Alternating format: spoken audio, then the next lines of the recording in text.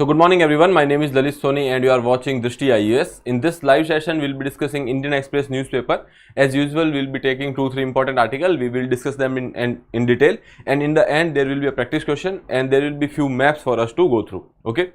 So let's start with the practice question first and then we'll move to these 3 important articles. One is related to your Chandrayaan 4. You know that we are going forward with the space missions. When we talk about the India's space aspirations, there are various, and one of them is to go for the Chandrayaan 4, which is you can say endeavor wherein we will be going for the sample collection. Okay, so that is one thing. Recently you must know that we have talked about China's Chang'e 6. Okay, they have been collecting this samples from the far side of the moon and they are on the way back to earth. Okay, so that is one thing. India is also on the similar line, is trying to go for the sample collection from the moon, so we will talk about that. The special feature over here is that these various components will be sent to the space and then they will be assembled over there, so we will talk about that. Then Danish farmers to face carbon tax. Okay, recently we have talked about a burp tax as well. Okay, and this is a carbon tax, so we will talk about this when we are talking about the Denmark and the agriculture over there. So they have put a tax over there to cater for the CH4 emissions which are there because of the livelihood livestock rearing which is going on over there. So that is second article. Then we will go to the Myawaddy border issue. Okay, when we are talking about the Myanmar, there is this particular place, that is Myawaddy. Okay, pronunciation can be different because this is given in the local language. Okay, so just remember that there is this place because of which there are certain issues are there. Okay, so we will talk about these concerns which are related to India. Okay, how it is there are certain issues which are cause of concern for us, so we will talk about that. Okay, moving further, there will be some news from the around the world and then there will be one article for your own read. This is the front page of the newspaper. Here you can say Om Birla gets second term as the Lok Sabha speaker. We have talked about this yesterday when we are talking about the election of the Lok Sabha speaker. So I told you that most probably Mr. Om Birla will be becoming speaker because of the number the ruling party has. Okay, so that is there. Other than that, there is this another issue which is related to Kejriwal in CBI custody. Okay, so there was this case which was going on under which he was in the custody of ED first, and then they have got some bail, and then now CBI has arrested him again. Okay, so we will be covering this particular issue in news. Okay, so in detail that will be covered. Other than that, we have this for your own read. One article is dedicated to this particular issue, so you can go through that as well. Okay, so let's start with the discussion. We'll start with the question first. Who is recognized as the leader of opposition in the Lok Sabha? Leader of any opposition party, leader of the largest opposition party with at least 1/10 of the total seats, leader appointed by the president and speaker of the Lok Sabha. Okay, so if we talk about the leader of opposition over here, so option B would be your correct answer. We have talked about that. Now why this 1/10 is there? Because when we are talking about the constitution or the rules etc., it is not mentioned over there. So but there is this one direction. Okay, direction 121 or 1112, we will be discussing about that. I am not remembering it exactly. So this particular direction says that there should be minimum number of you can say seats. Why? Because this is basically your quorum for parliament to sit. Okay, so Lok Sabha to sit. When we are talking about the Lok Sabha to sit in a particular session, there should be a minimum number of people who should be present. That particular number is called quorum, and that is 1/10 of the total, you can say, strength. Okay, so that is about leader of opposition in Lok Sabha. Now moving further and starting with the first article of the day. Since we have already talked about the leader of opposition, why we have taken this article? Because there was this thing with respect to the explained session, and wherein they have specifically talked about certain things with respect to the leader of opposition. They have also talked about you can say whether there is any kind of legal sanctions behind this particular post. Okay, and they have also talked about certain practical, you can say, utilities of this particular post. Okay, so let's talk about it. MP Rahul Gandhi, member of parliament Rahul Gandhi, he will be the leader of opposition. That is what has been decided by the Congress in their session. So after 10 years, when we are talking about the Lok Sabha, in last 10 years we did not have leader of opposition because they did not had the required number of seats. Okay, so that is why now Mr. Rahul Gandhi will be leader of opposition, because this time they have got that more than 98-99 seats. So that is why he will be now, you can say, leader of opposition. So no party had the number equaling a tenth of the strength of the house in the past 10 years, and because of which we did not have a leader of opposition, and now we have, because Congress has got recently 99 seats. Okay, and when we are talking about the previous two terms, 2014, in 2014 they have gotten nearly 44 seats, and 2019 they have got some 52 seats. Okay, for being a leader of opposition or for having this particular post, you require minimum of 54 seats in a house. Okay, so that is there. Now in 2014, Mallikarjun Kharge, okay, so he was, right now he is the president of Congress. Okay, but at that point of time he was also when we are talking about in majority party, majority opposition party, so he was the leader of that particular party. Okay, so he was the leader of the Congress party in Lok Sabha in 2019. Okay, then MP Adhir Ranjan Chaudhary, he was in the next term. Now both Congress leaders were part of the panel to select candidates for high position. Now when we are talking about the leader of opposition, okay, there are certain specific privileges, or you can say certain specific powers are given to him, like in the appointment of various important posts, like you can say heads of various institutions like CBI, and when we are talking about the Election Commission of India or the election commissioners, so for their appointment there is a select committee. Even in that we have leader of opposition. When there was no leader of opposition, then they have considered the leader of the Congress party, because that was the largest opposition party. Okay, now who can serve as the leader of opposition in Lok Sabha and Rajya Sabha? So there is this particular act, the Salary and the Allowance of Leader of Opposition in Parliament Act. Okay, so that is basically talk about the position of the leader of opposition.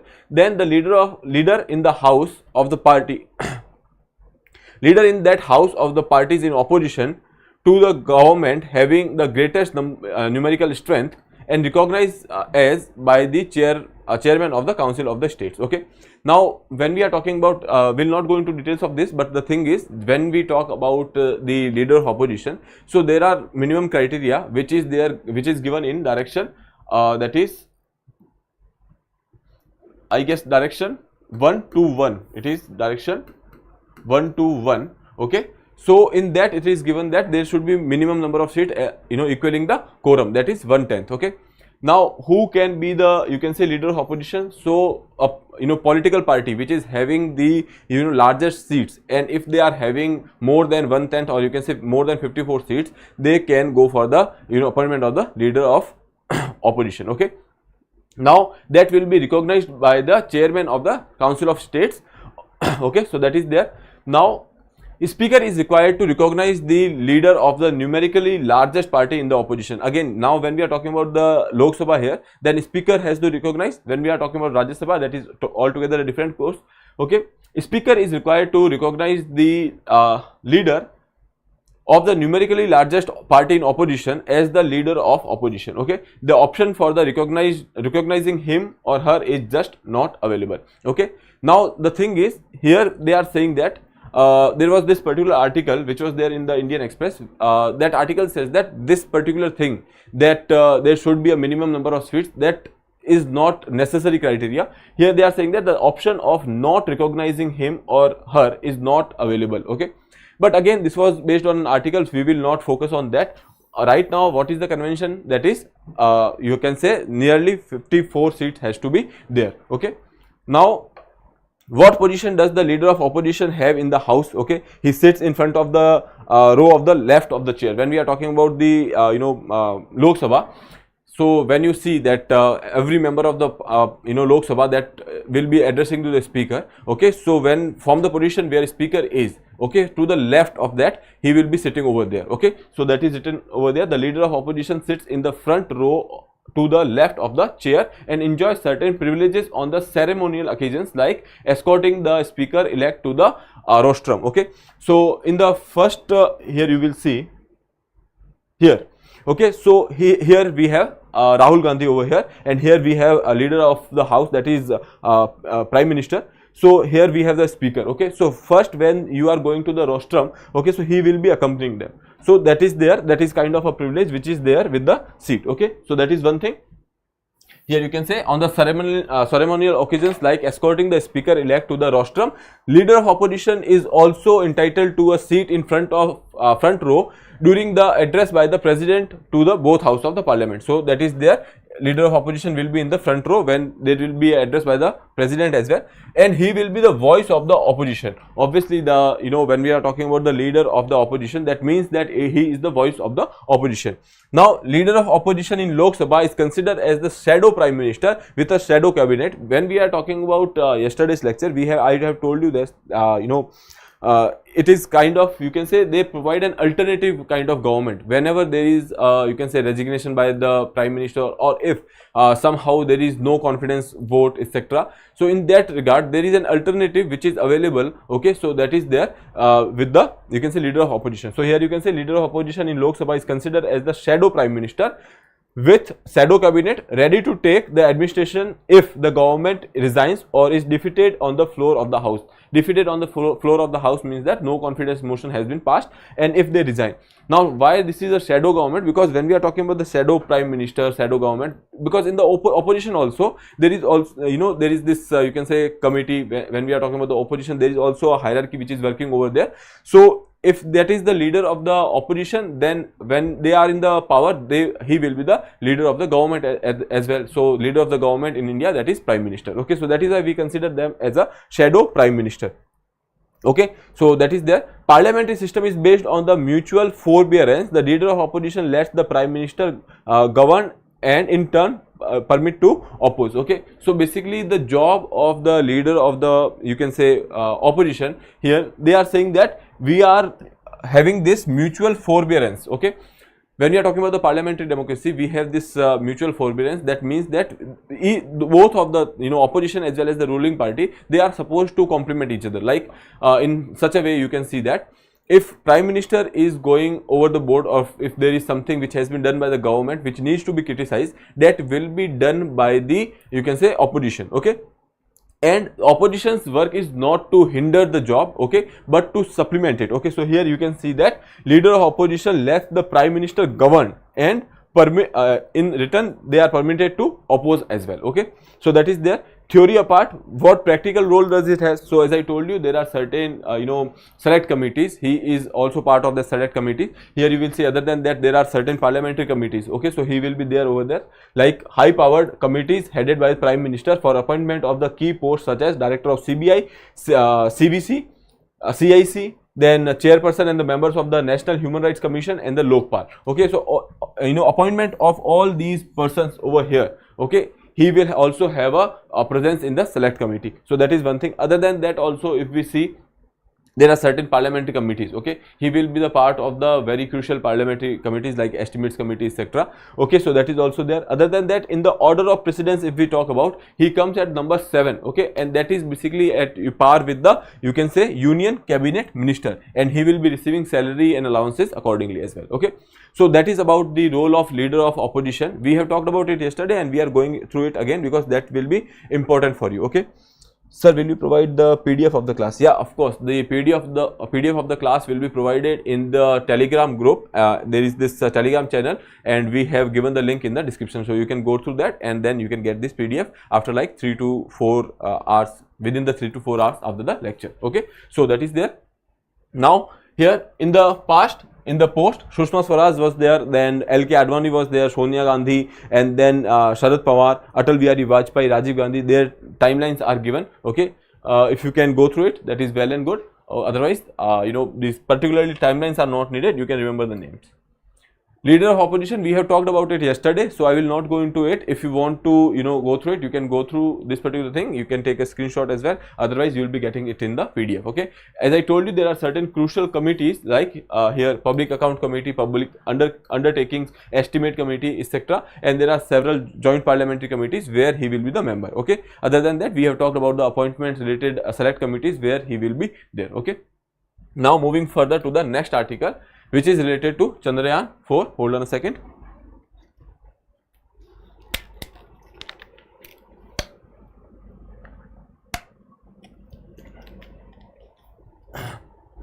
Okay. So you know that we have gone for the Chandrayaan series 1, 2 and 3. Okay. Now we are talking about here Chandrayaan 4. When we talk about Chandrayaan 4, there are certain specific features that has been talked by the ISRO chairman S. Somnath, and he has said that we will be the sending different part in a different course of time in the, you can say, orbit of the moon, and then we will be assembling it over there. Okay. So for that there will be a specific activity, that is docking activity. That docking activity will be important. Let's say this is your moon, okay, and our spacecraft will be somewhere in the orbit of a moon. Okay, let's say it is somewhere over here, and this is, let's say, our spacecraft. Okay, now this docking activity, or otherwise let's say if you have to assemble it, different parts are going to the space and then you have to assemble it. So you have to perform a particular activity wherein let's say this part we have sent it from the earth, let's say this particular part we have sent, and it is to be attached over here. So it will go over there, and then it will has to be, you know, very precise, in a very precise manner it has to attach over there. Okay, so this particular, you can say, phenomena of attaching two different parts, that is basically docking activity. When we talk about the current situations, there are various, when we talk about the, you know, lander and rover which we have sent. Okay, so let's say there is this orbiter, and from that orbiter that will, you know, detach. Let's say there was this particular portion, it will get detached and it will go to the surface of the moon. Okay, after they have performed their job, okay, and they have to come back and attach to it, then they have to use this docking technology, or the docking maneuver they have to perform. Okay, so that will be crucial for us this time. So let's talk about that. So you understand that docking means that in the space, or you can say, you know, in a very remote place, you have to perform certain activity wherein two different objects are to be attached. Okay, and the controls are, you know, that we are having these remote controls, and that is why this particular endeavor becomes important for us. Now Chandrayaan 4, which is supposed to bring back samples from the moon. Now this is also one thing which I have already told you, but remember that from Chandrayaan 4, when we are talking about the Chandrayaan 1, we have gone for the impact landing over there. Then when we are talking about Chandrayaan 2, we tried soft landing, but it could not happen because of certain glitches. Then in Chandrayaan 3, we have gone for the soft landing. Okay, now in Chandrayaan 4, our object is to collect samples. Okay, so that is one thing. Then after that also there are various missions. When we are talking about ISRO's aspirations, there are Gaganyaan. Okay, then there is when we are talking about this particular thing, that we are going for the space station as well, India's space station over there. So these are certain aspirations which are there, and for these various maneuvers are important, and we are continuously trying to achieve them. Right now when we are talking about the Chandrayaan 4, main important object is to collect sample from moon. So here you can say, to bring back samples from the moon would not be launched at one go. Instead, different parts of the spacecraft should be sent into the orbit through 2 launches. Okay, so as I told you, it will not be launched in one go. There will be 2 parts which will be launched. One will be going to the, you know, orbit. It will stay over there in the, you know, certain, after some certain time they will be launching the second one, and it will go over there, and then it will perform a docking activity. It will attach over there. Okay, so that is the thing. Okay, the spacecraft would be assembled in the space before proceeding to the moon. Now once this attachment happened, or the docking activity happens, then it will be proceeding towards the surface of the moon, because to collect the samples from the moon you have to go on the surface of the moon. Okay, the International Space Station and the all previous similar facilities were built by the assembling different parts in the space. When we are talking about the ISS, International Space Station, which is, you know, of a you know, various countries collaboration is there. So when we are talking about this ISS, various components has been attached afterward as well. Okay, you must have heard that first there was this particular unit which has been sent, and then afterwards there are certain you know, units which has been attached over here, like this, like this. So this is what is basically we are trying to do with the Chandrayaan as well. So basically here we will be performing the docking activity, and we are saying over here is that this is not the first time we are doing it. When we are talking about the, you know, international sphere, we are not doing it for the first time. Various countries has done it. Okay, India will be doing it for the first time, that is there. Now International Space Station and all the previous facilities were built by assembling different parts in the space. However, this would probably be the first time in the world that the spacecraft would be launched in parts and then assembled in the piece. Now we have gone for the International Space Stations, other facilities which we have created in the space. wherein we have gone for the docking activity. But when we are talking about with respect to a spacecraft, most of the time satellites are sent in one go, okay, so such endeavors are not performed, but this will be the first time, most probably, that India will be doing it for the first time, okay. So here in the here in the information itself, it is given that this would be probably for the first time, okay. So please keep a note on that. So we have to have a docking capability, okay, that is joining of different parts of the spacecraft, which I have explained that what is docking activity in space, both in the Earth space as well as in the moon space. We are developing that capabilities. We have a mission that is called SPEDX.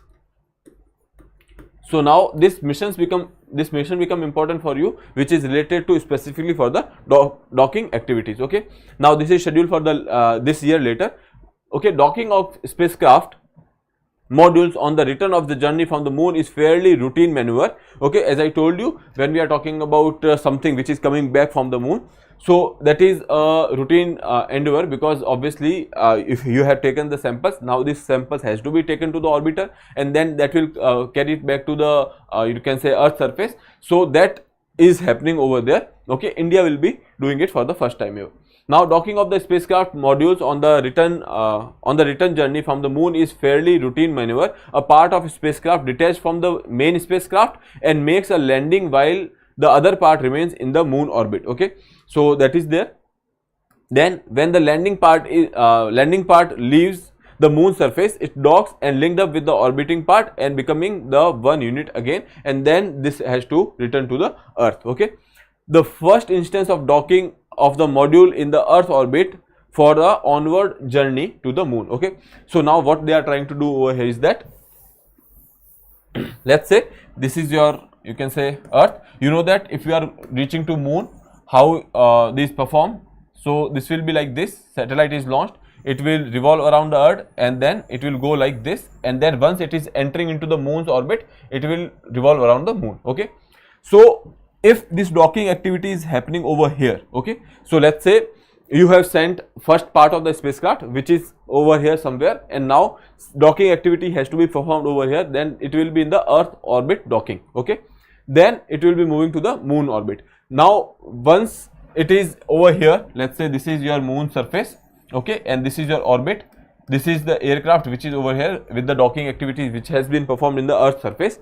Now it will detach from over here, and it will go to the moon surface, it will collect the samples, it will go away again to the main unit, and it will do a docking activity over here in the moon orbit, that is moon orbit docking, okay. So that is two kind of docking which India is trying to get the capabilities, okay. India is building its own space station, so that is also an aspiration for India, that is we are going for the space station, that is basically Bharatiya Antariksh Station. We are trying to achieve it by 2035, okay, that is one thing. Second aspiration is to send human to moon by 2040, okay. So these are two aspirations which are working on. Other than that, also when we are talking about ISRO, we have New Space India Limited, we have Antariksh, etc. They are actually trying to go for the commercial you can say monetization of the ISRO's resources, okay. So that is there. When we are talking about the first segment, which is to be when we are talking about this Bharatiya Antariksh Station, which is to be set up by 2035, and we are talking about different parts will be going over there, and then again docking activity will be performed over there. So first segment will be launched, okay, that segment will be launched by the LVM, okay. So we have talked about this LVM rocket, so you can go through it. Right now this is the most advanced you can say rocket which India has, okay. So that is there. Now moving further, we have talked about Chandrayaan 4, what is the objective of Chandrayaan 4, we have talked about what is docking activities, what are the two kind of docking, one is Earth orbit docking, second is moon orbit docking. We have also seen that what is the how these spacecrafts are sent to the moon's orbit, and then we have also seen the aspirations of the ISRO in the upcoming years, okay. So that is all about this article. Now moving further to the next one, which is related to move to reduce greenhouse gas emission by 70% from 1990 level by 2030, okay. So that is the benchmark. We are saying that in 1990s, whatever levels were there, we are trying to cut the greenhouse gas emission by 70% by 2030. They have to achieve it. And who are saying that? That is Denmark. Okay, Danish farmers has been put a tax over there. Okay, so that is there. Now when we are talking about this particular article, we have talked about another tax which was laid by New Zealand recently. So you will tell me in the you can say comment section that what kind of tax has been you can say imposed by the New Zealand government. Okay, so that is there. When we are talking about the Denmark, Denmark will tax livestock farmers for the greenhouse gases emitted by the cows, sheep and the pigs from 2030, the first country in the world to do so, as it targets a major source of methane emissions, one of the most potent gas contributing to the global warming. Okay, we are talking about methane over here.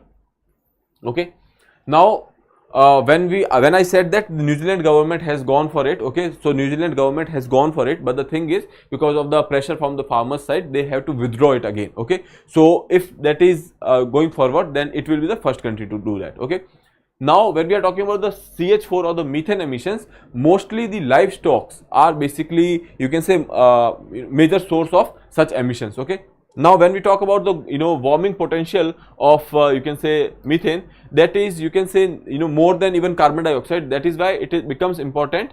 It is nearly 87 times more than the carbon dioxide. Okay, so that is why it is important that we focus on the methane as well, or you can say reduction in the emission of the methane as well. Now Denmark will be the Denmark will tax livestock farmers for the greenhouse gases emitted by their cows, sheep and pigs from 2030, the first country in the world to do so, so as to achieve targets with respect to the, you can say, curbing the methane emissions. Okay, now to reduce the Danish greenhouse gas emission by 70% from the 1990s level by 2030, which is the first line we have already seen. Okay, now you don't have to go through that how much tax they will be imposing, because that is not important for us. Although when we are talking about the carbon dioxide, that is typically we give more attention to it. Okay, but when we talk about the CH4, that is having about 87 times more heat or trapping you can say warming potential. Okay, so that is there. Then level of methanes which is emitting from the source, including the landfills, oils, natural gas systems and the livestock. These are the source of methane emissions. Okay, that has increased since 2020. So that is why they are basically going for this particular tax. Here you can say livestock accounts for nearly about 32% of the human caused methane emissions, says UNEP. So this particular fact become important for you. If you are writing mains, please note this and you can reproduce this in the exam. Okay, that is nearly 32% of the methane emissions are coming from the livestock. Okay, so that is there. Then they are saying that they will even take a bigger step. We will take a bigger step closer to becoming, you can say, climate neutral by 2045. Okay, by 2030 they have this target to go for the reduction by 70%, and by 2047 they are saying that they will be going for the carbon neutral. Okay, so that is there.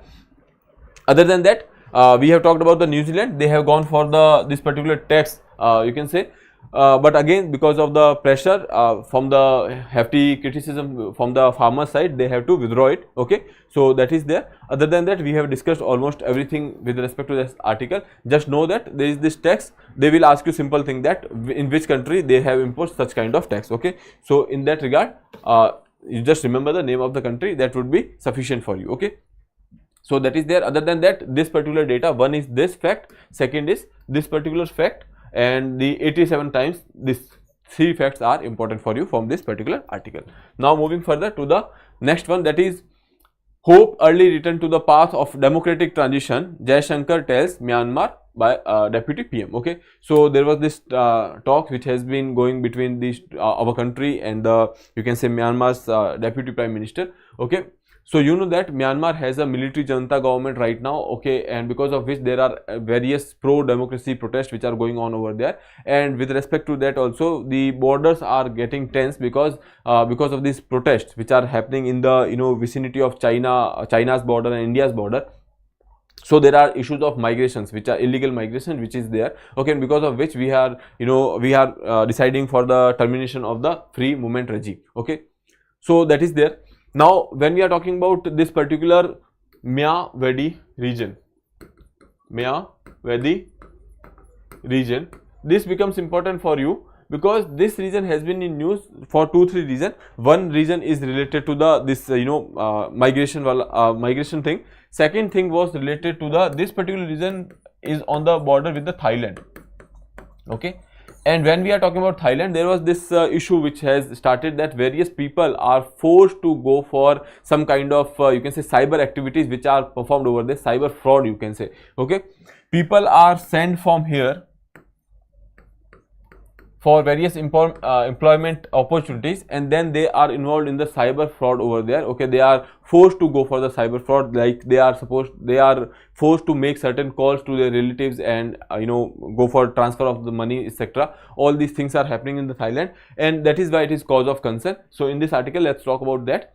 Okay, here Minister S. Jaishankar expressed deep concerns over the continuing violence in the area close to the country's border with India. That violence is because of the pro-democratic protests which are going on there. So, sought cooperation for the early return of the Indian trapped in the Myawaddy town. Now, these people who are there in the, or who are going in the Thailand, or who are going in various other countries as well, okay. So these people are basically sent back to the region, that is Myawaddy region, and they are basically trapped over here, okay. So that is second thing which is there with respect to Myanmar if we are talking about, okay. India also calls for the early return to the path of democratic transition in the neighboring country. So that is also there, that right now there is the military junta government, and they are saying that there should be an early return to the democratic regime. Now, India has also sought credible security protection for the Indian funding ongoing projects in the Myanmar. When we are talking about IMT trilateral highway, okay, IMT trilateral highway, which is there in the vicinity of this particular region, okay, you must have heard about this Mae Sot region. Mae Sot region is basically in the Thailand, but it is in the vicinity of this particular region. So we have a critical infrastructure which is present over there, and we are talking about the security or the protection of that particular infrastructure, okay. Again, particularly flagged illegal narcotics, arms smuggling, and the trafficking in the person as the priority challenges. On the border of Myanmar, we are having these issues of narcotics as well as arms smuggling, human trafficking, etc., which are happening over there. So these are also concerns on the Indo-Myanmar border, okay. Again, here you will see India has also raised issues of a citizen falling prey to an employment related crime syndicate operating in Myawaddy region located on India-Thailand border. An estimated 100 citizens are feared to be trapped in Myawaddy after falling victim to the job scams. They were allegedly offered job in Thailand but taken to the Myawaddy instead, okay. So that is another you can say fraud which is happening over there. They are promising people are promising jobs to them in the Thailand, but they are stuck in the Myawaddy region instead, and where they are going for the various kind of forceful cyber frauds, okay. Now, international crime syndicate was active in the Myawaddy region on the Myanmar-Thailand border and urging Indians to exercise caution before taking up job offer in the region. So there was this particular you can say embassy has you can say made public an advisory. So in that advisory, it was said that there was this particular racket which is going on in that particular international border, and you are not supposed to fall prey to such job offers, okay. So that is there. Myanmar has been witnessing violence, protest demanding restoration of the democracy since military seized power in February 2021, okay. After that, there was this pro-democracy protest which are going on in the Myanmar, and the resistance forces captured many key trading points along the border, India, China and Bangladesh. So when we are talking about the local militia which are protesting in favor of democracy, they have actually got hold of certain trade points on the borders, now impacting the regions near the border with India and fueling concerns in the New Delhi over the possible ramification for the security situation in the Manipur and the Mizoram, okay. We will be seeing that we are sharing this border in the areas of Mizoram and Manipur, okay, even Nagaland, Arunachal Pradesh as well, but right now they are facing certain problems of the security or the illegal immigrations, etc. So that is about the issue with respect to the Myanmar and India borders, okay. Let's talk about certain maps before ending this particular session. So here you will see this is Myanmar. When we are talking about the bordering state, here you will see Arunachal Pradesh is there, then we have Nagaland, then we have Manipur, then we have Mizoram. Okay, maximum border is there with the Arunachal Pradesh. So that is there. Okay, so this is the border which we have with Myanmar. Okay, so there are 4 states, one is Arunachal Pradesh, Nagaland, Manipur and Mizoram. Okay, and the maximum border or the longest border is with the Arunachal Pradesh. Okay, now moving further, this here you will see we have talked about this IMT trilateral highway. I will talk to you about here. Okay, fine, here we have, this is India. India in Moreh, we have this particular place in Manipur, Moreh. Okay, from Moreh to Mandalay, and from passing through Myanmar, we have this particular place in Thailand, that is basically Mae Sot. Okay, so IMT trilateral highway, that is between India, Myanmar and Thailand. Okay, IMT, and it is going from the Moreh in Manipur to Mae Sot in Thailand. Okay, now here you will see that is Mae Sot in Thailand, and now in the previous map, here we have this Mae Sot, and in the vicinity of Mae Sot we have this Myawaddy region of the Myanmar. Okay, so that is basically close enough. Okay, so that is why we have this critical infrastructure over there. That is one thing. Second thing is that these issues which we have talked about, that is going on over here, that is on the Myanmar Thailand border. Okay, so that is also cause of concern. Okay, other than that, when we are talking about these issues which are happening on this particular border, okay, there are certain illegal immigrations which are happening from the Myanmar side to India side. Okay, and earlier we used to have this free movement regime over here. Now when we are talking about this free movement regime, there was this particular provision which says that the citizen of India and Myanmar which are living in the 16 kilometers you can say radius, or you can say at, from the border 16 kilometers each side. Okay, they do not require any kind of visa. They can come and go up to 16 kilometers. They can stay up to 2 weeks over here, and there is this particular pass which is to be renewed yearly. Okay, so there is this yearly pass which is given to the communities which are living in this particular area. This was this regime was started in 2018, because at that point of time there was this democratic government. Second thing is we have this cultural affinity. When we are talking about the communities which are living in this particular border area, they have this cultural affinity with each other, and that is why we had this you can say regime, or you can say this arrangement, that is free movement regime. But because of these aggressions which are happening, or you can say these flux of migration which are happening, and because of which right now we are trying to seal the Indo-Myanmar border, we are going for the termination of the free movement regime as well. Okay, I have talked about this free movement regime over here. You can go through this. We have started in 2017. It is up to 16 kilometers without visa you can travel to both sides. It is under our India's